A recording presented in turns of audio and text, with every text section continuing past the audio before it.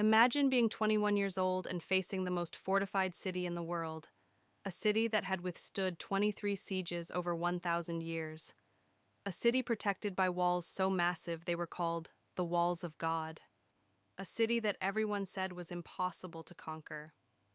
Now imagine saying, "I will take it, or I will die trying." This isn't a movie. This is the true story of Mehmed II, later called the Conqueror, the young sultan who achieved what generations of warriors couldn't.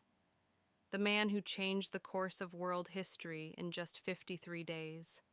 His conquest had everything: impossible odds, revolutionary military technology, a plan so crazy it shouldn't have worked, epic battles that made grown men weep, and a moment that ended the Middle Ages and began the modern era. Today, I'm going to tell you how a 21-year-old changed the world forever. By the end of this video, you'll understand why historians call the fall of Constantinople one of history's most pivotal moments. Ready to witness the impossible? Let's begin. The year 1451. Inside Topkapi Palace, a young prince named Mehmed becomes sultan for the second time. He's only 19 years old, and most people think he's too young, too inexperienced, too ambitious. They're about to learn how wrong they are. Mehmed had been obsessed with one goal since childhood: conquering Constantinople. This wasn't just about expanding territory. This was personal. This was destiny. Constantinople, modern-day Istanbul, sat at the crossroads of Europe and Asia, controlling all trade between East and West. For over 1,000 years, it had been the capital of the Byzantine Empire, the last remnant of ancient Rome. Its walls had repelled Persians, Arabs, Vikings, and Crusaders.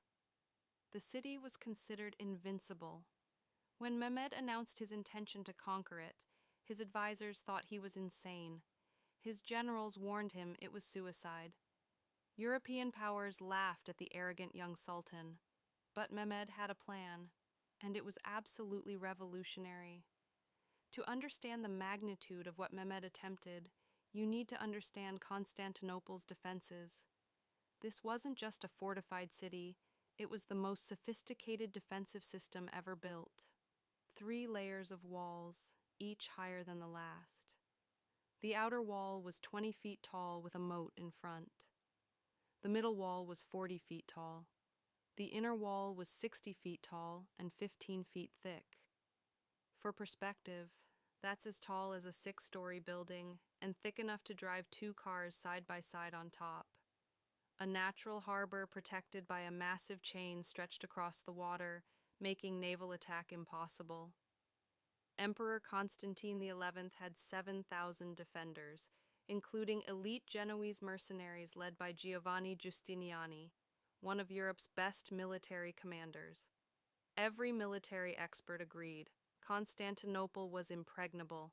Attacking it was suicide. Mehmed was about to prove them all wrong.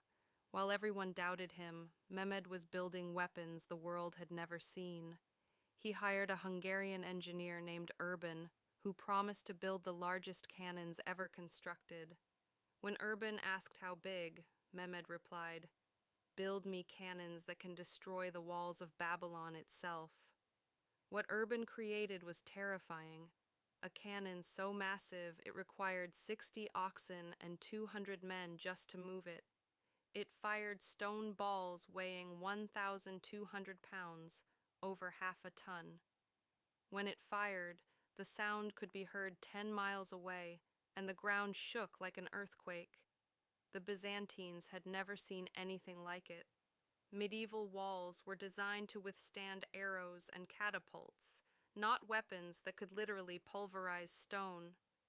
But Mehmed's innovation didn't stop there. He assembled the largest army ever to attack Constantinople: 80,000 soldiers, including elite janissaries, the world's first professional standing army. He built 120 ships to blockade the city by sea. By April 1453, Everything was ready. The siege that would change history was about to begin. April 6th, 1453. Mehmed's army surrounds Constantinople on all sides.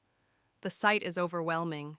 Thousands of tents stretching to the horizon, massive cannons positioned facing the walls, ships blocking the sea. Inside the city, panic spreads. Emperor Constantine XI knows they're outnumbered 10-1, but the walls have never failed. They just need to hold out until help arrives from Europe. Help that will never come. Mehmed sends a final offer. Surrender now, and the city will be spared. Constantine refuses. He knows what surrender means for a Christian emperor to a Muslim sultan. On April 12th, the bombardment begins. The Great Bombard fires its first shot. The sound is apocalyptic. The 1,200-pound stone ball slams into the wall with such force that entire sections crack. Dust and debris fill the air. The Byzantines watch in horror as their impregnable walls start to crumble. But here's what makes the defenders incredible. Every night, they repair the damage. While the Ottomans rest, Byzantine workers frantically fill gaps with rubble, wood, anything they can find. It becomes a race. Can the cannons destroy faster than the defenders can repair? By late April, Mehmed faces a critical problem. The Golden Horn, the harbor on the city's north side, is still protected by that massive chain. His ships can't get through, meaning a whole section of walls remains safe from attack. His admirals tell him it's impossible to break the chain. The Genoese ships guarding it are too strong. Mehmed's response is one of history's most audacious military maneuvers. If the ships can't go through the water, they'll go over the land. His engineers build a road of greased logs from the Bosphorus, over the hills, down to the Golden Horn, about a mile of overland route. On the night of April 22nd, Ottoman sailors literally drag 70 ships over the hills and down into the harbor. Imagine waking up in Constantinople and seeing enemy ships inside your protected harbor. Ships that shouldn't be there. Ships that had somehow appeared overnight like magic. The psychological impact was devastating. The Byzantines realized they were facing a military genius who would stop at nothing. By early May, the walls are crumbling. Every day, the bombardment continues. Every night, exhausted defenders repair what they can. They're running out of men, supplies, and hope.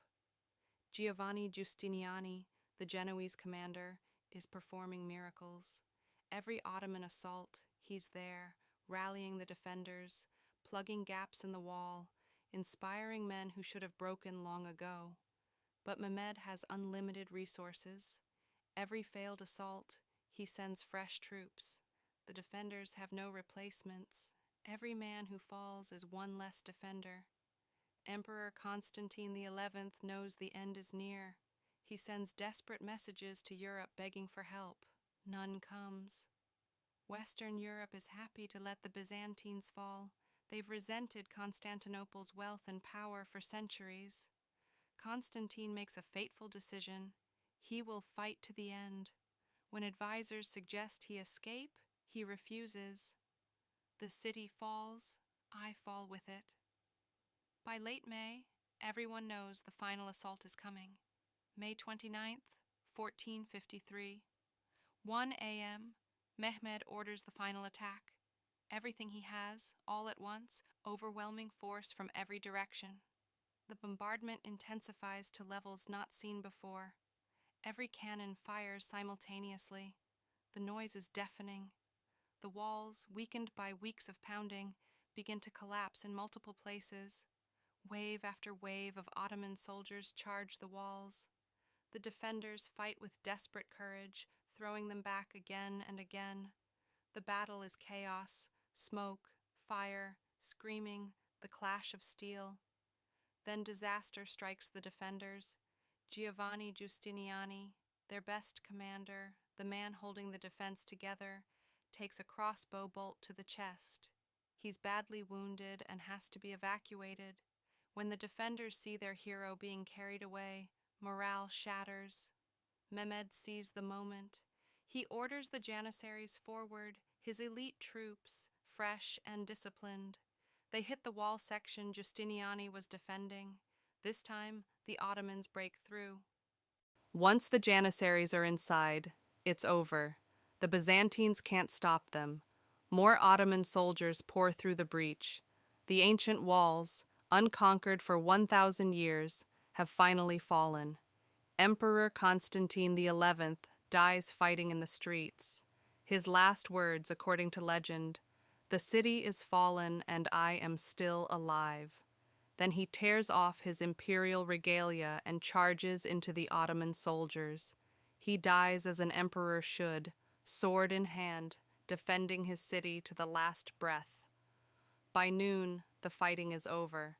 Constantinople, the city of Constantine, capital of the Byzantine Empire, last remnant of Rome, has fallen. Mehmed, 21 years old, rides through the city. When he enters the Hagia Sophia, the greatest church in Christendom, he dismounts and picks up a handful of dust, pouring it over his head in a gesture of humility before God. He declares Constantinople the new Ottoman capital. He orders the Hagia Sophia converted to a mosque. He grants religious freedom to Christians and Jews who remain. The Middle Ages are over. The modern era has begun. The news of Constantinople's fall spreads across Europe like wildfire. The reaction is shock, horror, and disbelief. The Pope calls for a new crusade. He declares it the worst catastrophe since the crucifixion. But no European power will actually commit troops. Merchants panic. Their trade routes to the east now go through Ottoman territory. They'll have to negotiate with the Turks or find new routes. This economic pressure will help drive the age of exploration. The Russian Orthodox Church declares Moscow the Third Rome, the new protector of Orthodox Christianity, now that Constantinople has fallen. Celebrations last for days. Mehmed is given the title Fatih, the Conqueror. At 21, he's achieved what seemed impossible. But the most profound impact is what happens next. Here's something most people don't know. The fall of Constantinople directly caused the European Renaissance to accelerate. When the city fell, thousands of Greek scholars fled to Italy, bringing with them ancient Greek and Roman texts that had been preserved in Constantinople, knowledge of classical philosophy, mathematics, and science, artistic techniques, and architectural knowledge. These refugees settled in Florence, Venice, and Rome, where they taught Greek language and philosophy to Italian scholars. This influx of classical knowledge supercharged the Renaissance. Leonardo da Vinci, Michelangelo, Raphael, they all benefited from the knowledge brought by Byzantine refugees. So in a strange twist of fate, Mehmed's conquest of Constantinople helped create the Italian Renaissance. The destruction of the last Roman city led to Rome's classical knowledge spreading across Europe. But Mehmed wasn't finished. Over the next 28 years, he transformed the Ottoman Empire. He conquered Serbia, Bosnia, Albania, and parts of Anatolia. He even attempted to take Italy, landing troops near Otranto. He made Constantinople, now Istanbul, a center of art, science, and culture. He invited scholars, artists, and architects from across the world. Unlike most medieval rulers, he granted religious freedom. Christians, Jews, and Muslims lived side by side in Istanbul. He began building projects that would make Istanbul one of the world's most beautiful cities. He learned 7 languages. He studied philosophy, mathematics, and military strategy. He collected art and manuscripts. But he was haunted by one question: what else could I conquer? Success bred ambition. If Constantinople fell, what else was possible? Mehmed became obsessed with conquering Rome itself. He wanted to reunite the Roman Empire under his rule, eastern and western halves together for the first time in centuries. In 1480, he landed an army in southern Italy. The invasion shocked Europe. If Mehmed took Rome, all of Christendom might fall. But then, something unexpected happened. May 3rd, 1481. Mehmed is leading his army on another campaign when he suddenly falls ill. He's only 49 years old and in excellent health. Within days, he's dead. The official cause, natural illness. But many historians suspect poison. Symptoms appeared suddenly with no warning. Death came unusually fast for a healthy man. His personal physician fled immediately after the death. Multiple palace factions had reasons to want him dead. His own son Bayezid, who feared being passed over for succession, the Grand Vizier, who worried about Mehmed's increasingly ambitious campaigns, European agents, who had everything to fear from Mehmed's continued expansion, will never know for certain. But the timing was convenient. Mehmed died just as he was positioned to potentially conquer Italy. With his death, the plan to take Rome died too. Mehmed the Conqueror died at 49, but his legacy lasted centuries. His use of artillery changed warfare forever. Every army after him had to adapt or die. He ended the Byzantine Empire and made the Ottomans the dominant power in the eastern Mediterranean for 400 years. Istanbul became one of the world's great cities, a bridge between East and West that still stands today. Historians mark 1453 as the end of the Middle Ages and the beginning of the early modern period. But perhaps his greatest legacy is this: he proved that the impossible can be achieved if you have the vision, courage, and willingness to innovate. Mehmed's story resonates today because it's about more than military conquest. When everyone said the walls couldn't be breached, he built bigger cannons. When they said ships couldn't reach the Golden Horn, he moved them over land. He refused to accept impossible. At 21, he achieved what veteran commanders couldn't. Youth and fresh thinking beat experience and tradition. From childhood, he had one goal: Constantinople. Everything he learned, every decision he made, moved toward that goal. The siege was incredibly risky. Failure would have meant his death and his empire's humiliation. But he calculated the odds and committed fully. These lessons apply to anyone trying to achieve something impossible today. Here's what keeps historians debating. What if Mehmed had lived another 20 years? He was preparing to invade Italy. He had the military power. If he'd taken Rome, would all of Europe have fallen? Would we live in a world where the Ottoman Empire controlled both Constantinople and Rome, where Islamic and Christian cultures merged differently? Would the Renaissance have happened the same way? Would the Age of Exploration? Would the Protestant Reformation? One young man's conquest changed everything. His early death left us with one of history's greatest what-ifs. So there you have it, the incredible true story of how a 21-year-old conquered the unconquerable city and changed world history forever. Mehmed the Conqueror shows us that youth isn't a weakness. It's often an advantage. That innovation beats tradition. That the impossible is just the possible that hasn't been attempted yet. What do you think? Could someone today achieve something as revolutionary as Mehmed did? What's the modern equivalent of conquering Constantinople? Drop your thoughts in the comments. If this story amazed you, you absolutely need to subscribe because I'm revealing more incredible stories of young leaders who changed history. Next week, the teenager who became Genghis Khan's most feared general, the 16-year-old pharaoh who revolutionized Egypt, and the young queen who defeated 3 empires. These stories exist. They're epic. and they prove that age is no barrier to greatness. Hit that notification bell so you don't miss these legendary tales of youth conquering the impossible. Share this video with anyone who needs to hear that their age doesn't define their potential. Let's make sure Mehmet the Conqueror gets the recognition he deserves as one of history's most brilliant military minds. Thanks for joining me on this journey through one of history's most pivotal moments. Remember, the impossible is just something nobody's figured out how to do yet. And I'll see you in the next one. Keep questioning what you think you know about what's possible.